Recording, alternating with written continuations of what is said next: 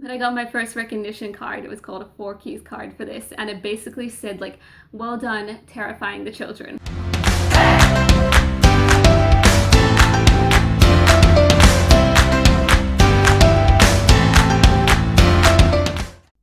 Hey YouTube world, welcome to my travel channel, Wherever the Wind, and Crew Chronicles the series, where I'll be talking with you about my life as a crew member. Today's episode is a part 2 of my favorite, least favorite, and strangest part of my job series. In today's episode, I'm going to be talking about my job with Disney Cruise Line, where I was a youth activities counselor. No, this doesn't mean that I counseled children through traumatic experiences. This means that I worked in the kids club with ages 3 to 12 years old, and I was on the Disney Wonder. So I'm going to start off by telling you about my favorite parts of this job.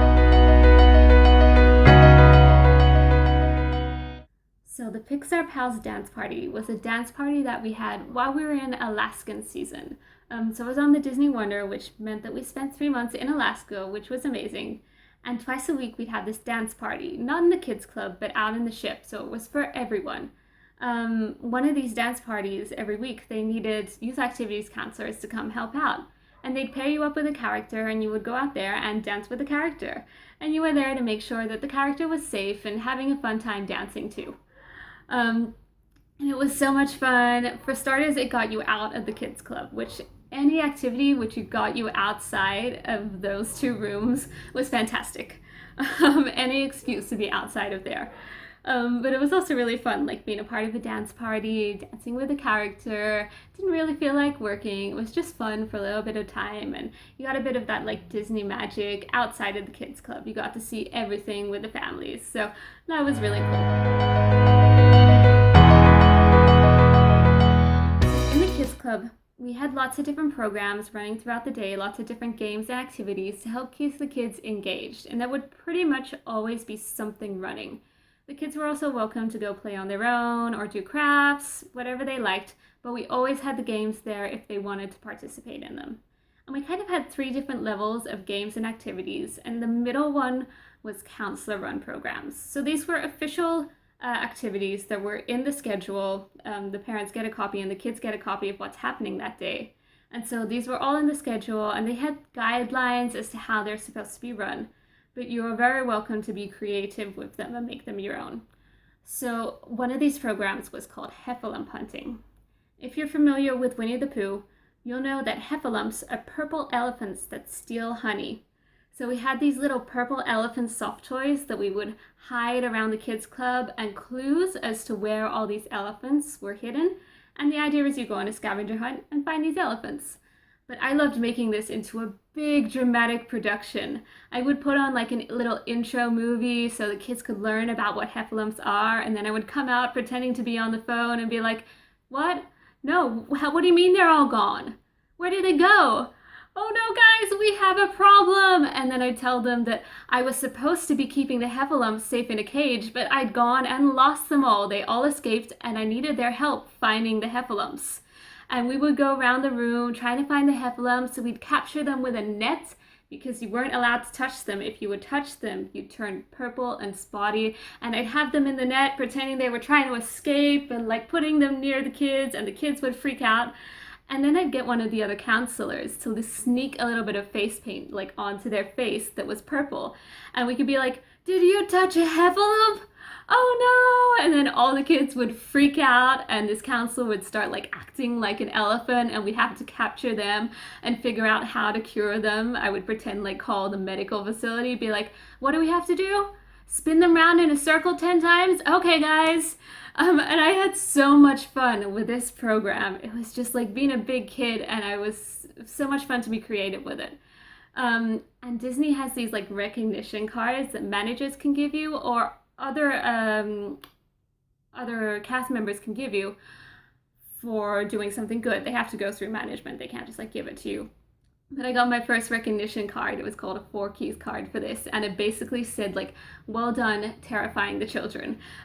Because the first time I did this, they really believed in heffalumps. They were on about it for hours. They thought this counselor was still a heffalump. They were terrified all day. It was great. But I always had a lot of fun causing chaos with this program.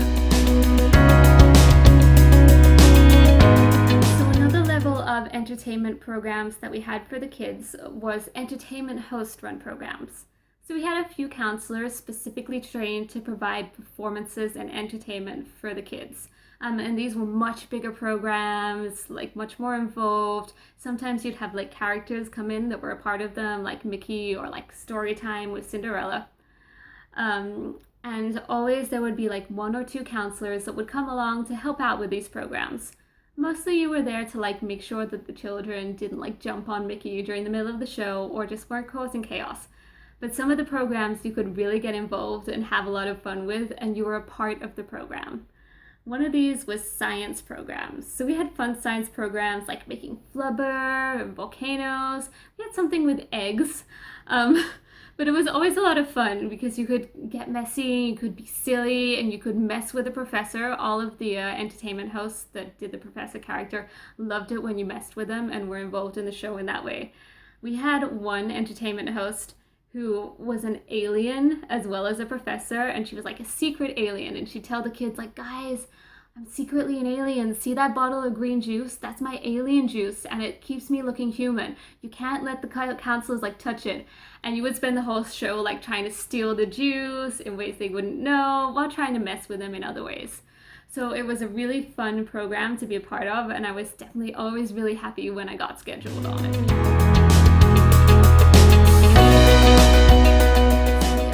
Level of activity that we had for the kids was counselor run games, and these would happen in between the scheduled programs, and it was just whatever counselor was in the area at the time to play the games would just play like a normal game. So a lot of them would play ball games like Gaga Ball, the kids love that, or like Simon Says, musical statues, just kind of classic kids games.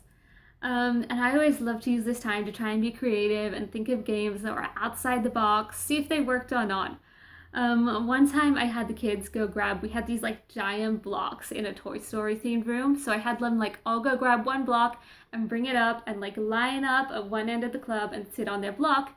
And we had a horse race on the blocks, and they couldn't take their butt off the block. They couldn't take the block off the floor, and they had to try and like beat the other kids to the other side of the room. So I had like 20 kids lined up on one side of the club, like trying to scooch their block to the other side of the room, and it looked hilarious, but it was so much fun. I also had a sloth race one time. So again, I lined all the kids up on one side of the room, and I told them that the last person to the finish line was going to be the winner. And they couldn't hold still at any point. They had to constantly be moving, but they could move like just their little finger forward. They had to be in constant forward motion, but the last one was going to be the winner. And the kids got into it so much. They were like focused, concentrating, really quiet. The kind of counselors who looked and they were like, how did you do that? I'm like, I don't know. I didn't think this was gonna work. But I always love trying to come up with fun, creative games. So that is my favorite parts of my job. Now I'm gonna move on to my least favorite parts of my job. So Disney sets things up a little differently with their kids club and the way it's kind of run and operated by the counselors. There's a whole bunch of like areas in the kids club, not like boarded areas. They're just areas, and the counselors know where they are, and there always has to be a counselor in this area. And the idea is it's like sidelines, so from your area you can always see two other counselors, they can always see you. This in itself was sometimes frustrating because you'd be like, you're in your area, it's over here, and this counselor here is dealing with something like at the other side of their area, and a kid here starts crying, and you're not supposed to leave your area. They'll give you some leeway, but you really, if you leave your area and something happens, it's going to be your fault. So you're stuck over here, and the kid's crying over here, and it's like, come here, come on, it'll be okay, you just have to come here, please. So that's frustrating in itself and not very fun. But there was this particular area called Top of Slide. We had a slide in the kids club, which was pretty cool.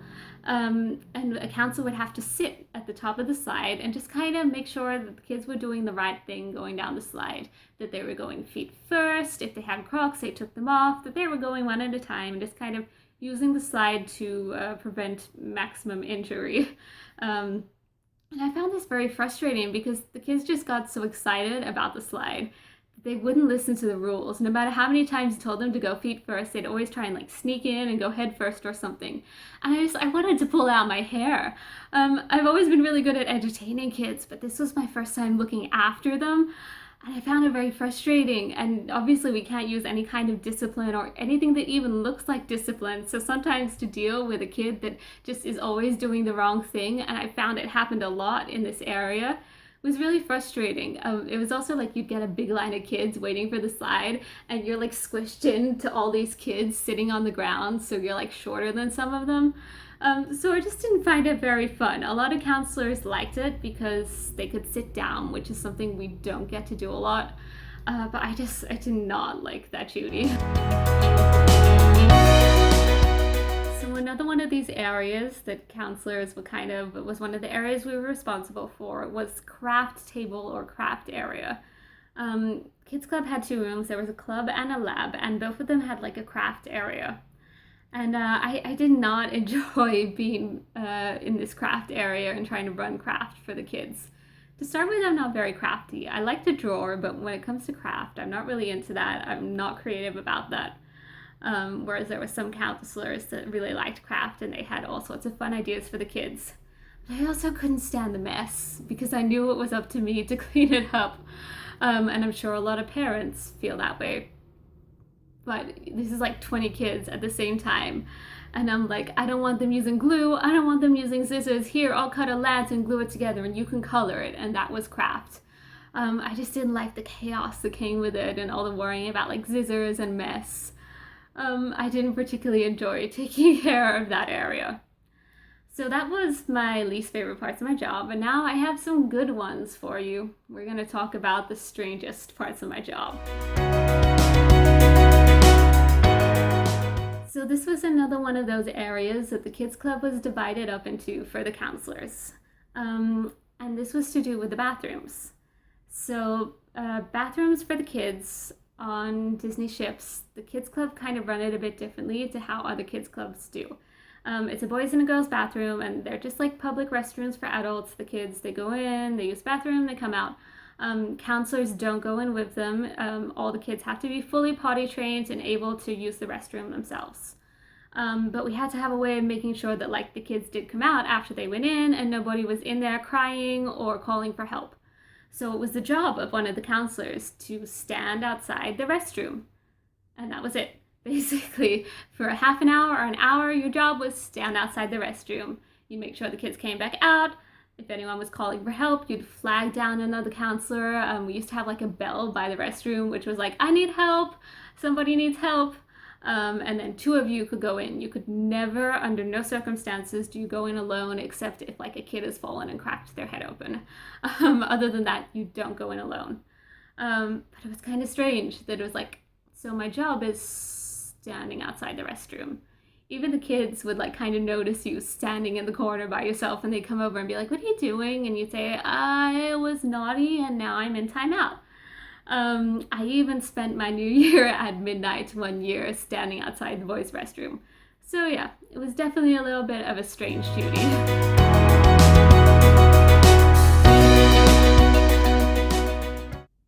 So working in a kids club, you can imagine that there's a lot of times where kids have an accident that involves a bodily fluid.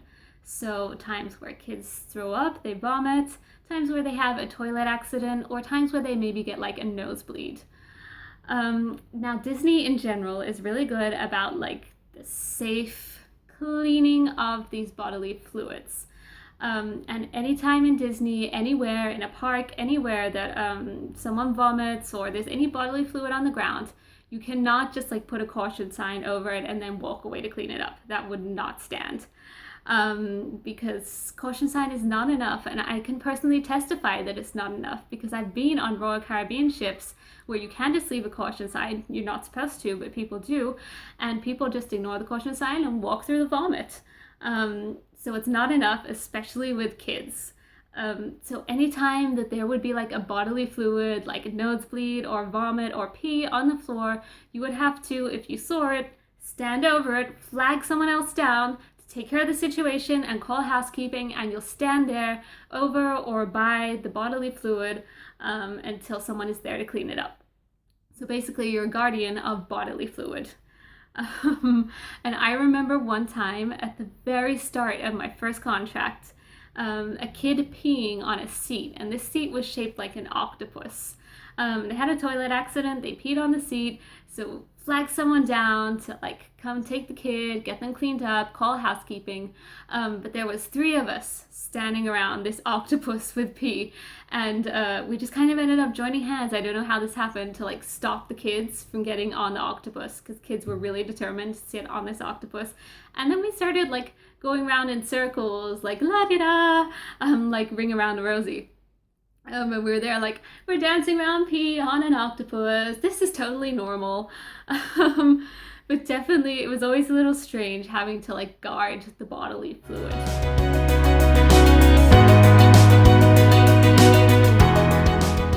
So if you've ever cruised with Disney's Cruise Line, you'll know that they have kind of a unique way of welcoming you on board the ship. When you get on, you'll walk up to a crew member and they'll ask you what's your family name or your name or the name for your group, and then they'll announce you on the microphone. So it will be heard over the whole of the atrium where you walk in, and they'll say, "Disney Wonder, please welcome aboard the Smith family." And then you'll walk through a line of like 10 crew members all clapping you on board. And that was one of the things that we had to do as youth activities counselors on a rotational basis. So like once a month we'd have to go down, and we would spend from like 10:30, 11 until like 2:33 there clapping people on board. And that was it. 4 hours of just trying to act excited for every single family that comes on, and your hands get really sore and it's quite boring, and you only get like a little break, like 20 minutes for lunch, and the rest of the time you're just sitting there clapping. So it's definitely one of the strange tasks. I guess it's cool to be welcomed on board that way, but it was very hard to find a way to make that exciting. Sometimes we'd play games, like everyone would pick a different Disney character. You couldn't pick Mickey or Minnie, and anytime you saw someone with like a t-shirt or a backpack or a hat that had that character on them, you counted a point, and we'd see who got the most points at the end. But there wasn't a whole lot you could really do to make that interesting, so it was definitely kind of a little strange. There you have it. That was my favorite, least favorite, and the strangest parts of my job working as a youth activities counselor for Disney Cruise Line. If you enjoyed, be sure to like and subscribe. I'll be releasing plenty more of these Crew Chronicle videos talking about working on cruise ships. In the works, I have a video about what it's like to work on a cruise ship which has a massive gastro outbreak. I'm also going to be talking about what it's like working on cruise ships during the holidays. I'm going to cover all of the holidays throughout the year. Thank you very much for watching, guys, and I'll see you next time.